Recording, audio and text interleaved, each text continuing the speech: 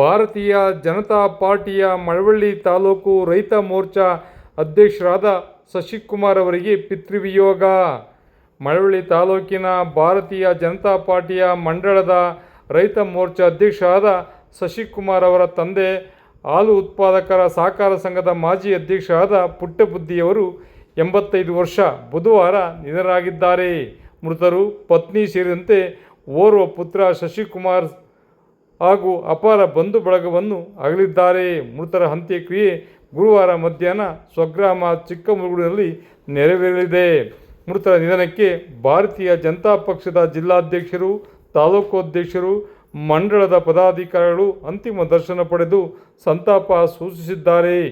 ಮೃತರ ನಿಧನಕ್ಕೆ ಮಾಮರ ಮೀಡಿಯಾ ತಂಡ ಭಾವಪೂರ್ಣ ಶ್ರದ್ಧಾಂಜಲಿ ಸಲ್ಲಿಸಿದೆ. ವಿಶೇಷ ವರದಿ ಮಾಗನೂರು ಎಂ. ಶಿವಕುಮಾರ್, ಮಾಮರ ಮೀಡಿಯಾ, ಮಳವಳ್ಳಿ.